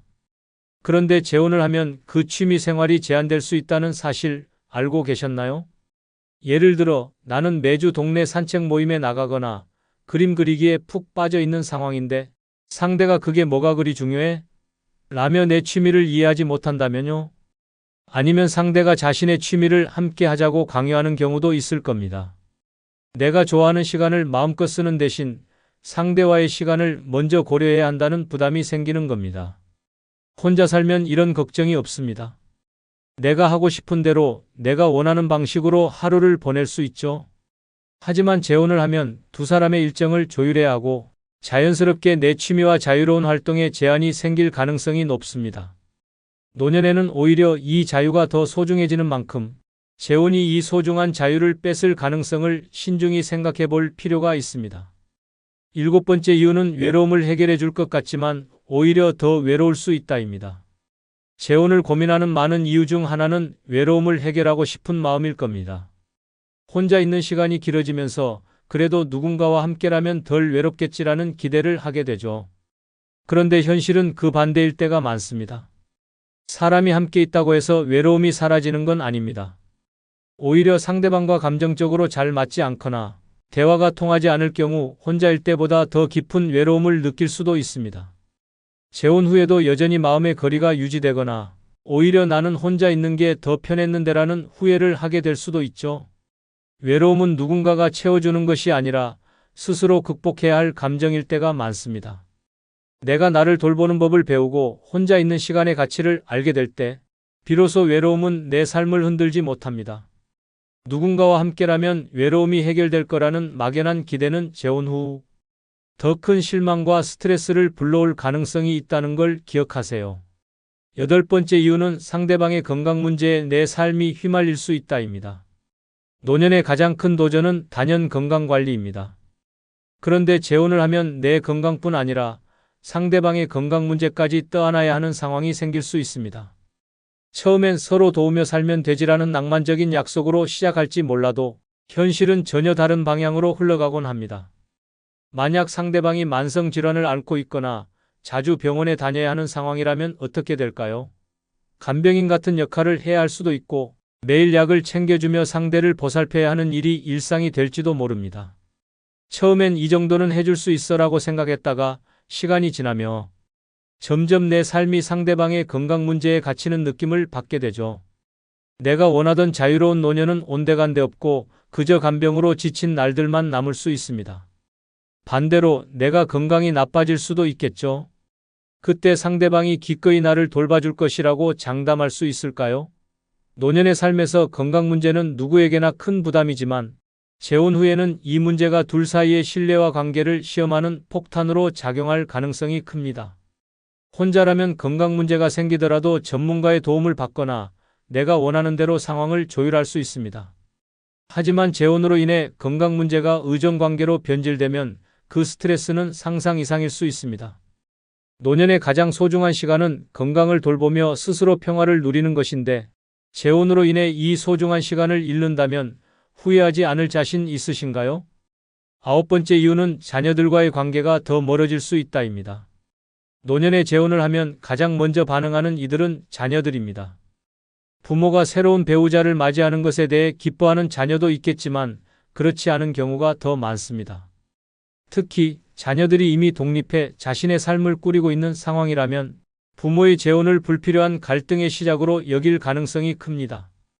예를 들어 자녀들은 새로운 배우자가 부모님의 재산을 가져가면 어떡하지? 라는 경제적인 우려를 할 수도 있고요. 혹은 우리 가족 사이에 불편한 사람이 끼는 건 싫다며 감정적인 거리감을 느낄 수도 있습니다. 이런 생각은 부모와 자녀 간의 대화를 줄이고 감정의 벽을 쌓게 만듭니다. 결국 자녀들과의 관계는 재혼 후 오히려 더 소원해질 가능성이 높습니다. 자주 보던 손주들의 방문 횟수가 줄어들고 명절이나 가족 모임에서도 어색한 분위기가 형성될 수 있죠. 재혼으로 인해 자녀들과의 연결고리를 약화시키는 것은 노년에 가장 소중하게 여겨야 할 가족관계를 잃는 위험을 감수하는 일일 수 있습니다. 10번째 이유는 행복의 조건은 이미 내 안에 있다입니다. 재혼을 고민하는 이유 중 하나는 내 삶에 부족한 무언가를 채우고 싶다는 마음일 겁니다. 혼자라는 외로움이나 공허함을 누군가와 함께 나눠 가짐으로써 더 나은 삶을 꿈꾸는 거죠. 그런데 재혼 없이도 충분히 행복해질 수 있다는 사실 알고 계신가요? 노년의 행복은 누군가를 만나서 채워지는 것이 아니라 내가 스스로 만족을 찾는 데서 시작됩니다. 좋아하는 취미를 즐기고 여행을 떠나며 새로운 경험을 쌓고 오래된 친구들과의 관계를 회복하면서 느끼는 기쁨은 재혼을 하지 않아도 얻을 수 있는 행복입니다. 오히려 재혼은 이런 행복을 방해할 가능성도 있습니다. 새로운 관계를 유지하려는 노력, 갈등의 조율, 그리고 예기치 못한 문제들로 인해 내가 누릴 수 있는 소소한 즐거움이 사라질 수 있죠. 재혼 없이도 충분히 행복할 수 있다는 사실을 깨달으면 굳이 관계에 얽매이는 선택을 하지 않아도 됩니다. 결국 행복의 조건은 이미 내 안에 있다는 걸 잊지 마세요. 결국 재혼이란 단순히 두 사람이 함께 산다는 로맨틱한 선택이 아니라 새로운 관계 속에서 많은 것을 감수해야 하는 도전입니다. 특히 65세를 넘어서면 이미 익숙해진 생활 습관과 평화를 유지하며 사는 것이 더 중요할 때가 많죠. 재혼은 낭만적인 기대를 충족시켜줄 수도 있지만 동시에 예상치 못한 갈등과 스트레스를 가져올 위험도 큽니다. 내 삶에 더 많은 복잡함과 부담이 생긴다면 그것이 과연 내가 원하는 행복일까요? 혼자서도 충분히 행복할 수 있는 법을 배우고 나만의 여유로운 일상을 즐기는 것이 노년의 진정한 행복일지도 모릅니다. 재혼을 고민 중이시라면 오늘 이야기한 10가지를 한번 떠올려 보세요. 그리고 지금의 자유와 평화가 정말 소중하다는 사실을 깨닫게 되셨다면 이미 정답은 나와 있는 겁니다. 결국 나 자신을 위한 행복을 선택하는 것이야말로 가장 현명한 결정 아닐까요? 마지막으로 구독, 좋아요, 알림 설정 부탁드립니다. 여러분, 노년에 가장 피곤한 일이 뭔지 아세요? 바로 쓸데없는 자랑 때문에 생기는 갈등입니다. 내가 뭘 자랑했는데? 싶으실 수도 있지만 자랑은 대놓고 하지 않아도 상대방 귀에는 자랑으로 들릴 때가 많습니다. 특히 자녀, 손주, 재산, 여행 같은 이야기들은 은근히 자랑으로 흘러가곤 하죠. 문제는 이 자랑이 듣는 사람의 마음을 찝찝하게 만들거나 괜히 거리감을 만드는 원인이 된다는 겁니다. 난 그저 내 이야기를 했을 뿐인데 왜 삐치는 거야? 라고 생각하실 수도 있어요. 하지만 자랑이란 게 참 묘해서 말하는 사람은 기분 좋지만 듣는 사람은 왠지 모르게 비교를 하게 되고 때로는 괜한 열등감까지 느끼게 합니다. 저 사람은 참 잘 사는데 나는 뭐지? 라는 생각이 떠오르면서 상대방은 대화를 피하고 싶어지죠. 그래서 오늘은 노년에 절대 남들에게 자랑하면 안 되는 7가지를 이야기해 보려고 합니다. 그냥 웃자고 하는 소리가 아니라 진짜로 이걸 잘못 자랑했다간 인간관계가 삐걱거릴 수도 있으니 꼭 끝까지 보셔야 합니다. 노년의 평화로운 관계를 지키기 위해 그리고 괜히 자랑쟁이라는 소리를 듣지 않기 위해 어떤 이야기를 조심해야 할지 지금부터 시작해 볼까요? 먼저 구독, 좋아요 눌러주세요. 첫 번째는 내 재산 규모입니다. 여러분, 노년에 가장 자랑하고 싶은 것 중 하나가 재산 아닙니까? 내가 평생 이렇게 벌었고 이만큼 모았고 자식들에게도 다 나눠줬지 라며 자랑하고 싶은 마음이 드는 건 당연합니다. 그런데요, 재산 이야기는 절대로 남들에게 하면 안 되는 주제 중 하나입니다. 이유요? 이건 사람들 사이에 은근히 질투와 의심을 부르는 최고의 화두이기 때문입니다. 가령 친구 모임에서 우리 집값이 요즘 10억이 넘었다네라고 슬쩍 흘렸다고 생각해 보세요. 듣는 순간 친구들의 머릿속엔 저 사람 참 잘 나가네 라는 생각과 동시에 근데 왜 저번에 밥값은 내가 냈지? 라는 의문이 떠오를 겁니다. 더 심한 경우 그 돈 다 어디서 났을까? 라며 쓸데없는 추측까지 하게 되죠. 가족들 사이에서도 마찬가지입니다. 자식들에게 재산 이야기를 꺼내면 우리 부모님에게 얼마나 남았을까? 라는 계산이 시작될 가능성이 높아요. 심지어 형제들끼리 유산 문제로 갈등이 생길 수도 있죠. 재산 이야기는 듣는 사람을 불편하게 하고 말하는 사람에게는 오히려 부담으로 돌아올 가능성이 큽니다. 그런데 더 큰 문제는 이런 이야기가 사기꾼이나 기회주의자들의 귀에 들어갔을 때입니다. 돈 이야기를 들은 사람 중 일부는 겉으로 친절하게 다가오며 좋은 투자 기회가 있다거나 급히 돈이 필요한 상황을 핑계로 접근할 수 있습니다. 혹은 당신의 재산에 눈독을 들인 사람들이 허위 사업이나 가짜 약속으로 속이려 들 수도 있습니다. 노년의 재산은 평생의 땀과 노력이 담긴 소중한 자산이니만큼 절대로 이런 위험에 노출되지 않아야 합니다. 노년에는 재산 이야기를 자랑하기보다는 조용히 나를 위해 쓰며 스스로 만족하는 것이 훨씬 낫습니다.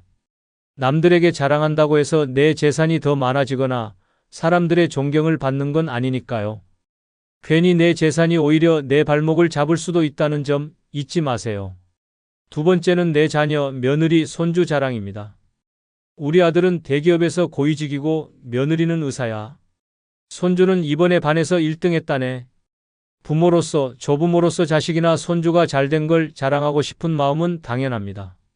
하지만 이런 자랑이 남들에게는 의외로 부담과 거리감을 줄 수 있다는 사실 알고 계신가요?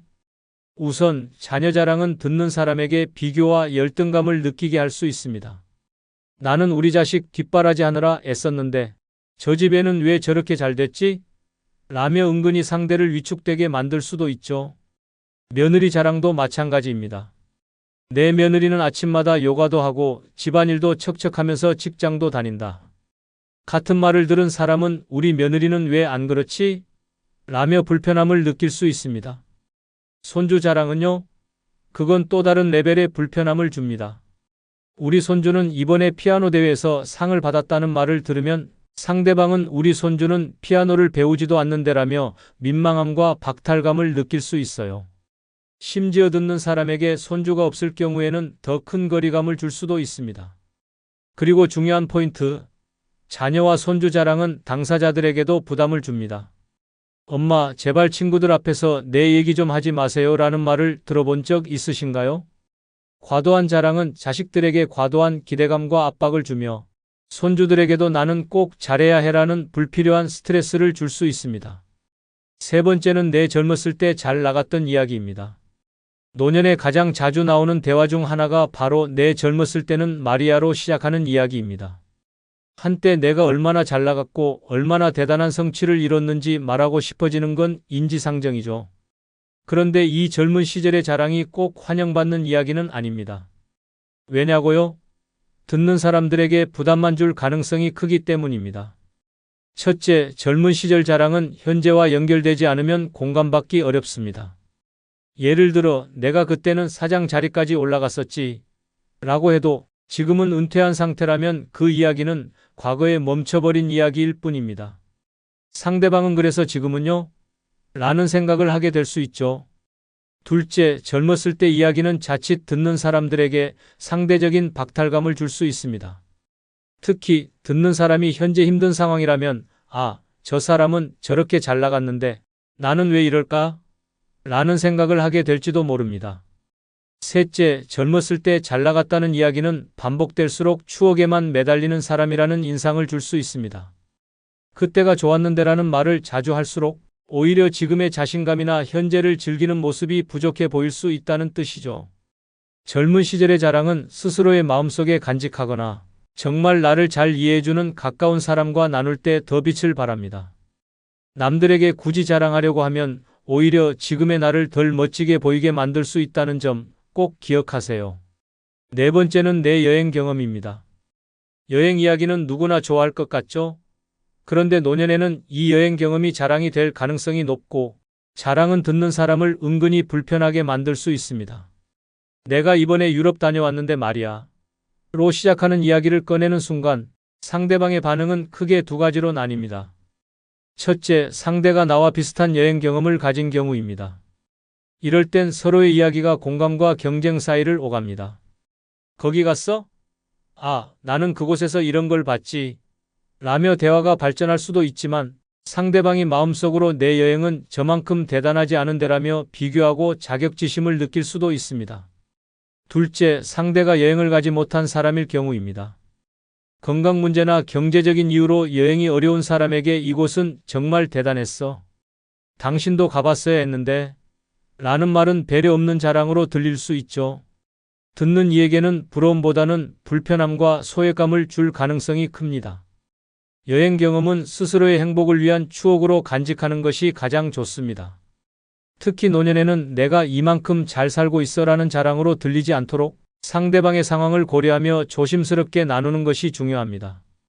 다섯 번째는 내 건강 상태입니다. 노년의 대화에서 빠질 수 없는 주제가 바로 건강입니다.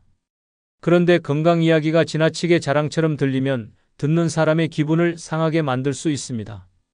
예를 들어, 나는 지금도 혈압, 당뇨 다 정상이고 약 한 번 안 먹어봤다니까? 라고 말하면 듣는 사람의 마음은 어떨까요? 첫째, 상대가 건강 문제로 고생하고 있는 상황이라면 이런 이야기는 큰 스트레스를 줄 수 있습니다. 저 사람은 저렇게 건강한데 나는 왜 이렇게 약을 달고 살지? 라는 생각이 드는 건 당연하죠. 상대방에게는 자존감을 떨어뜨리는 말이 될 수 있습니다. 둘째, 건강 자랑은 자칫 오만하게 보일 수 있습니다. 젊었을 때부터 자기 관리를 열심히 했다는 자부심을 표현하고 싶을 수도 있겠지만 듣는 사람에게는 나는 잘했는데 너는 왜 못했어? 라는 뉘앙스로 느껴질 위험이 있습니다. 건강 상태는 조용히 스스로 만족하며 관리하는 것이 가장 좋습니다. 건강이 좋다면 감사하며 유지하고 상대방과의 대화에서는 공감과 배려를 먼저 생각하세요. 자랑으로 들리지 않게 말하는 법도 건강 관리만큼 중요한 기술입니다. 여섯 번째는 내 연애 경험입니다. 노년에도 연애를 하거나 과거의 연애 경험을 자랑하고 싶은 마음이 들 때가 있습니다. 특히 나도 한때 인기가 많았지 라며 과거의 연애담을 꺼내거나 현재 새롭게 시작한 연애를 자랑하는 경우가 있는데요. 이 이야기가 듣는 사람들에게 어떻게 받아들여질지는 생각보다 복잡합니다. 먼저 과거의 연애 경험을 자랑한다면 그때는 참 대단했지라는 말이 상대방에게는 허세처럼 들릴 가능성이 큽니다. 특히 연애 경험이 적거나 그런 경험을 부러워하는 사람에게는 자랑이 오히려 기분을 상하게 할 수 있죠. 현재 연애 중이라면 상황은 더 복잡합니다. 상대방이 혼자라면 저 사람은 연애도 하고 좋겠다는 부러움과 동시에 나한테 이걸 자랑하려는 건가? 라는 반감이 생길 수도 있습니다. 심지어 연애에 관심 없는 사람에게는 불필요한 이야기로 느껴질 수도 있습니다. 연애 이야기는 내가 행복하면 그 자체로 충분합니다. 굳이 남들에게 이야기해서 나의 행복을 증명하려고 하지 않아도 괜찮습니다. 내 연애는 나만 알고 즐기는 것이 가장 아름다운 연애 아닐까요? 일곱 번째는 내 집이나 부동산입니다. 노년에 들어 자랑하고 싶은 것 중 하나가 바로 내 집과 부동산 관련 이야기입니다. 우리 집은 지금 몇 억은 가뿐히 넘어. 라거나 내가 옛날에 이 땅을 샀는데 지금 얼마나 올랐는지 알아? 같은 이야기는 듣기엔 대단해 보이지만 사실 듣는 사람에게는 별로 유쾌하지 않을 수도 있습니다. 일단 집 자랑은 쉽게 질투를 불러일으킬 수 있는 주제입니다. 집을 마련하지 못했거나 경제적으로 어려운 사람들에게는 이런 이야기가 나는 이렇게 잘 살고 있는데 너는 뭐하니? 라는 메시지처럼 들릴 수 있습니다. 설령 그런 의도가 없더라도 부동산은 민감한 주제라 괜한 거리감을 만들기 쉽습니다. 또한 집 자랑은 불필요한 오해를 부를 수도 있습니다. 저 사람 돈이 꽤 많은가 봐라는 생각이 퍼지면서 괜한 부탁이나 기대를 하는 사람들이 나타날 수 있죠. 예를 들어 친구나 가족이 경제적 도움을 요청할 때 저 사람은 잘 사니까 당연히 도와줄 거야 라고 생각할지도 모릅니다. 노년에는 내 집이 주는 안정감과 만족감을 혼자 느끼는 것만으로도 충분합니다. 굳이 남들에게 자랑해서 불필요한 감정이나 오해를 만들 필요는 없겠죠? 부동산은 입을 다물수록 더 안전하고 내 평화를 지킬 수 있습니다. 결국 노년의 자랑이란 건 독이 될 수도 약이 될 수도 있는 칼날 같은 존재입니다. 순간적으로는 뿌듯하고 뭔가를 이룬 것 같을지 몰라도 그 자랑이 듣는 사람의 마음을 불편하게 하거나 자칫하면 관계에 금이 가는 일이 생길 수 있습니다. 자랑하고 싶은 마음이 드는 건 당연해요. 내가 자랑스럽고 행복하니 말하고 싶은 거겠죠. 하지만 남들이 듣기에 저 사람은 왜 저렇게 허세를 부리지? 라고 느낄 가능성을 항상 염두에 둬야 합니다. 그리고 솔직히 말해서 자랑은 안 할수록 더 멋지게 보입니다. 내가 가진 행복을 조용히 누리는 사람이 오히려 주변에서 더 존경받는 법이니까요. 오늘 소개해드린 7가지 혹시 평소에 무심코 자랑하고 있진 않았나요? 그렇다면 이제부터는 조금 조심해보세요. 사람들 사이에서 괜한 오해나 불편함을 만들지 않고 평화로운 노년을 보낼 수 있는 지혜로운 첫걸음이 될 겁니다. 자, 오늘부터 자랑 대신 여유. 기억하시죠? 다음에도 유익하고 재미있는 영상으로 돌아오겠습니다. 여러분은 구독, 좋아요, 알림 설정해 주시면 됩니다.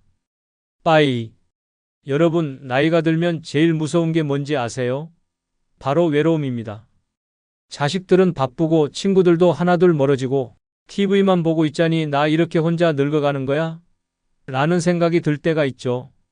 그럴 때 외로움을 달래겠다고 새 친구를 사귀고 싶은 마음이 드는 건 당연합니다. 그런데요, 여기서 중요한 점, 가난한 사람들과 친구가 되는 건 노년에 정말로 신중해야 할 선택이라는 겁니다. 왜냐고요? 가난한 사람들과의 관계는 단순한 우정으로 끝나지 않을 가능성이 크기 때문입니다. 외로운데 같이 놀아주고 얘기 나눌 사람이 있으면 좋잖아 라고 생각할 수 있지만 그 뒤에 숨어있는 경제적, 감정적 부담을 미처 생각하지 못하면 큰 후회로 이어질 수 있습니다. 가령 처음에는 저 사람 참 좋은 사람 같아. 그냥 친구로 잘 지내면 되겠지라고 시작했지만 조금씩 금전적인 부탁이 들어오기 시작한다면 어떨까요? 이번에 상황이 좀 안 좋아서요. 조금만 도와주실 수 있을까요? 라는 말에 인간적으로 도와주고 싶어지겠죠. 하지만 이런 부탁이 계속되다 보면 어느새 내가 그 사람의 지갑처럼 느껴지는 상황이 될지도 모릅니다. 오늘은 그래서 노년에 외롭다고 가난한 사람들과 친구가 되면 안 되는 5가지 이유를 이야기해 보려고 합니다. 외로움을 달래려다 잘못된 관계에 휘말리게 된다면 그 대가는 상상 이상으로 클 수 있습니다. 금전적 부담과 감정적 소모, 그리고 예상치 못한 갈등까지. 오늘의 이야기를 끝까지 들어보시며 어떤 사람들과의 관계를 신중히 고민해야 하는지 함께 생각해 보세요. 구독, 좋아요 부탁드립니다. 첫 번째 이유는 돈 문제가 결국 우정을 망칠 수 있다입니다. 여러분, 노년에 새 친구를 사귀는 건 참 반가운 일이죠. 대화도 나누고 같이 차도 한잔하면서 외로움을 잊게 해주니까요. 그런데 상대가 경제적으로 어려운 사람이라면 그 우정이 돈 문제로 틀어질 가능성이 굉장히 높습니다. 처음에는 그저 편안하게 시작된 관계가 나중에는 지갑과 관계된 골칫거리로 바뀔지도 모른다는 거죠. 예를 들어볼까요?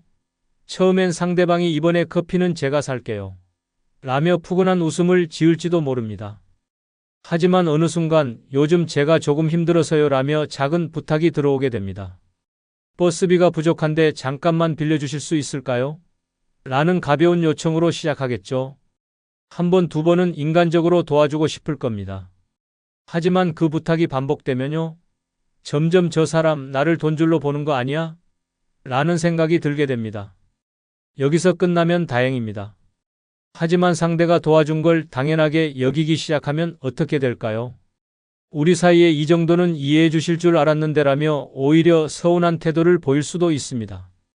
심지어 부탁을 거절했을 때 그 친구가 상처받고 관계가 틀어지는 경우도 많습니다. 결국 돈 문제는 친구를 도와주는 것으로 시작되지만 우정을 깨뜨리는 단초가 되는 경우가 대부분입니다. 그리고 이런 상황은 단순히 금전적인 부담으로 끝나지 않습니다. 이번에는 얼마를 빌려줘야 하지? 라며 고민하는 내 모습, 그리고 이 돈을 빌려주고 나면 내가 불편해지는 건 아닐까? 라는 스트레스까지. 이런 갈등과 불편함이 쌓이면서 결국에는 내가 그 관계를 유지하기 어려워지게 됩니다. 노년의 우정은 진정한 마음의 교류에서 시작되어야 합니다. 돈이라는 현실적인 문제가 끼어들게 되면 그 관계는 한쪽이 손해를 보는 불평등한 관계로 변질될 가능성이 큽니다. 아무리 따뜻한 마음으로 도와주고 싶어도 상대방의 경제적 문제를 해결할 수는 없습니다. 그 문제를 떠안는 순간 내가 평화롭고 안정된 노년의 삶을 잃게 될 수도 있다는 걸 기억해야 합니다. 두 번째 이유는 부정적인 에너지가 나에게 전염될 수 있다입니다. 여러분, 인간관계라는 건 참 묘합니다. 누구와 어울리느냐에 따라 내 삶의 분위기와 에너지가 확 바뀌거든요. 그런데 가난한 사람들, 특히 삶에 대한 부정적인 태도를 가진 사람들과 친구가 되면 그 어두운 에너지가 나에게도 자연스럽게 스며들 수 있습니다. 가난한 사람이라고 다 부정적이라는 건 아닙니다. 하지만 어려운 경제 상황에 처한 사람들 중에는 스스로 상황을 개선하려는 의지보다는 세상에 대한 원망과 불평, 불만을 쏟아내는 경우가 많습니다. 처음에는 그래, 얼마나 힘들면 저렇게 말하겠어 라며 이해하고 넘어갈 수 있을 겁니다. 하지만 대화가 이어질수록 상황은 달라집니다. 예를 들어 친구와 만나면 대화가 항상 비슷하게 흘러갑니다. 세상 참 불공평하지 않아? 저 사람은 저렇게 잘 사는데 난 왜 이 모양일까? 요즘 물가는 왜 이렇게 올랐어? 도대체 정부는 뭘 하고 있는 거야? 처음엔 고개를 끄덕이며 공감할 수 있겠지만 대화의 주제가 매번 이런 식으로 부정적인 이야기로 끝난다면 나도 모르게 지치게 됩니다. 결국 나도 같은 불평을 하게 되고 내 시선마저 부정적으로 변하기 시작합니다. 또한 부정적인 태도를 가진 사람들은 대체로 문제 해결보다는 문제를 확대하는 데 더 익숙합니다. 나는 어차피 해도 안 될 거야 라며 희망조차 가지지 않는 태도를 보이면 그런 대화는 내 에너지까지 소진시키게 됩니다.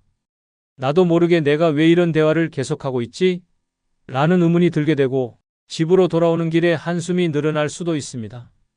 노년에는 긍정적인 에너지가 중요합니다. 내가 하루하루를 기쁘고 보람차게 살아가는 데 있어 주변 사람들의 영향은 절대적으로 크거든요. 하지만 부정적인 대화를 반복적으로 듣다 보면 마치 탁한 물에 손을 씻는 것처럼 내 마음이 맑아지지 않고 자꾸 흐려지게 됩니다. 그리고 그 에너지가 쌓이다 보면 어느새 나의 밝고 긍정적인 삶의 태도마저 무너질 수 있습니다. 결국 친구라는 존재는 나의 삶을 더 따뜻하게 만들어야지 더 피곤하게 만들어서는 안 됩니다. 가난한 친구와의 관계는 처음엔 외로움을 달래주는 좋은 선택처럼 보일지 몰라도 부정적인 에너지와 대화가 이어지면 결국 나의 삶을 우울하게 만들 가능성이 큽니다. 세 번째 이유는 그들의 문제는 끝없이 커질 수 있다입니다. 여러분, 가난한 사람들과 친구가 되는 건 처음엔 좋은 친구가 되어줘야지라는 따뜻한 마음에서 시작될 겁니다. 하지만 현실은 생각보다 훨씬 복잡합니다.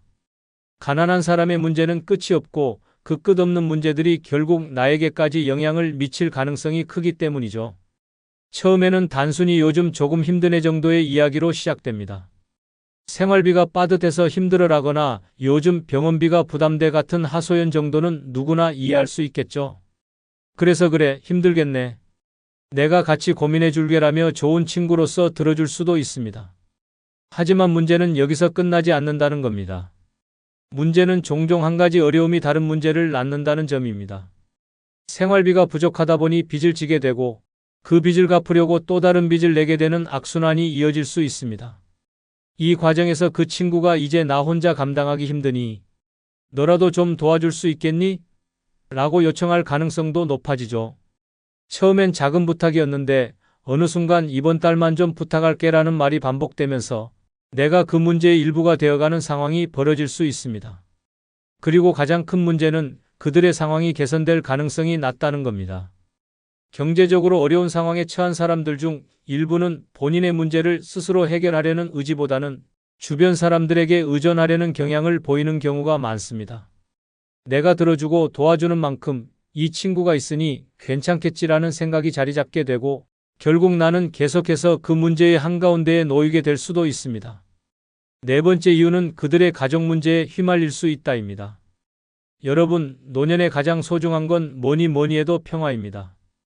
그런데 가난한 사람들과 친구가 되면 그 평화가 한순간에 깨질 수 있습니다. 왜냐고요?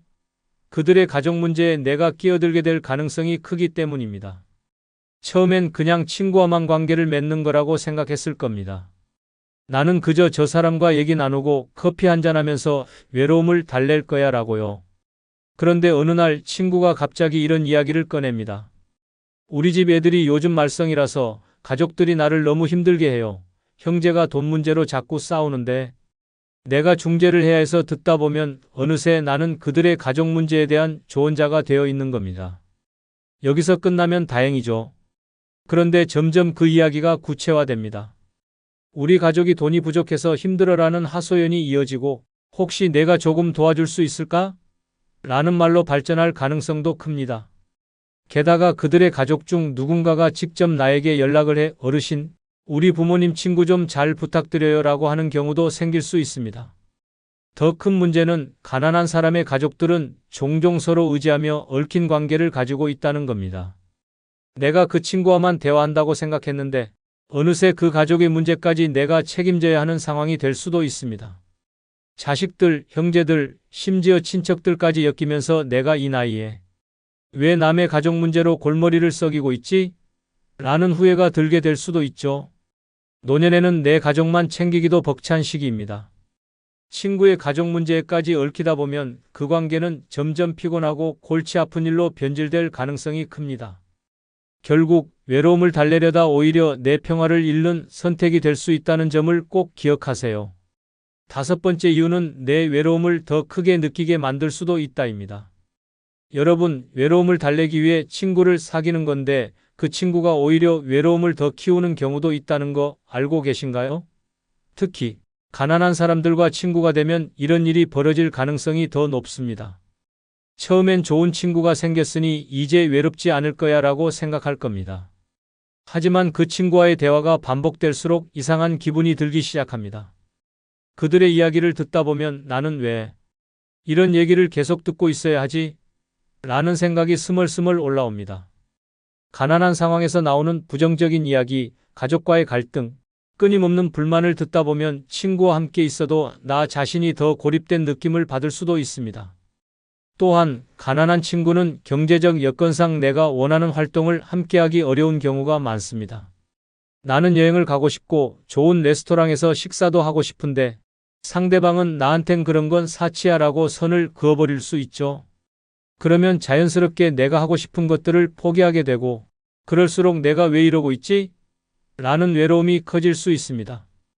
가장 큰 문제는 이런 상황에서 친구와 함께 있는 시간 자체가 의무감으로 변질될 가능성이 크다는 겁니다. 내가 얘를 외면하면 너무 가혹한가? 라는 생각에 계속 만나게 되지만 만날수록 나의 에너지가 소진되고 외로움이 더 커지는 악순환이 이어질 수 있습니다. 결국 노년에 가장 중요한 건 내 평화와 행복입니다. 외로움을 달래기 위해 친구를 사귀는 건 좋지만 그 친구가 가난으로 인한 문제를 안고 있다면 이야기가 달라집니다. 그들의 돈 문제, 부정적인 에너지, 끝없는 갈등이 어느새 내 삶까지 침범할 수 있으니까요. 친구란 함께 있어 기쁘고 에너지를 주는 존재여야 합니다. 하지만 잘못된 친구를 사귀게 되면 외로움을 해결하기는커녕 더 큰 스트레스와 부담을 안게 될 수 있습니다. 노년의 삶에서 그건 정말 피해야 할 상황 아닐까요? 그러니 친구를 사귈 때도 신중하세요. 내 삶을 복잡하게 만드는 관계보다 나의 여유를 지켜주는 관계를 선택하세요. 외로움은 잠깐이고 잘못된 친구는 평생 후회를 남길 수 있습니다. 노년엔 내 마음의 평화가 가장 소중하다는 걸 기억하세요. 마지막으로 중국 알리바바의 창업자 마윈의 유명한 말 중 하나인 가난한 사람과는 사업하지 마라는 글로 마치겠습니다. 가난한 사람과는 사업하지 마라. 가난한 사람들은 종종 모든 기회를 문제로 바꾼다. 무언가를 제안하면 그게 가능하겠어? 라고 의심부터 한다. 좋은 아이디어를 내면 그거 돈 안 될 거야 라며 부정적으로 본다. 위험을 감수하자고 하면 너무 위험해. 라며 뒷걸음질 친다. 어려움을 이야기하면 그건 너무 복잡해라며 피한다. 그들에게는 돈이 없다, 시간이 없다, 기회가 없다라는 변명이 항상 준비되어 있다. 그런데 정작 행동을 통해 문제를 해결하려는 의지와 용기는 찾기 어렵다. 마윈은 또한 이렇게 말했습니다. 기회를 받아들이는 사람은 성공할 확률이 50%지만 기회를 거부하는 사람은 성공할 확률이 0%다. 비즈니스는 열정과 실행력이 중요하다. 가난한 사람과의 사업이 어렵다는 것은 단순히 그들의 경제적 상황 때문이 아니라 문제를 바라보는 태도와 기회를 대하는 방식 때문입니다. 그들은 실패를 두려워하고 변화의 필요성을 이해하지 못하며 도전보다는 안정을 추구하는 경향이 있습니다. 결국 성공적인 비즈니스를 위해서는 열린 마음, 도전정신, 실행력을 가진 사람들과 함께 해야 합니다. 가난한 사람들과의 사업은 그들의 의심과 부정적인 태도가 계속 발목을 잡을 가능성이 높습니다.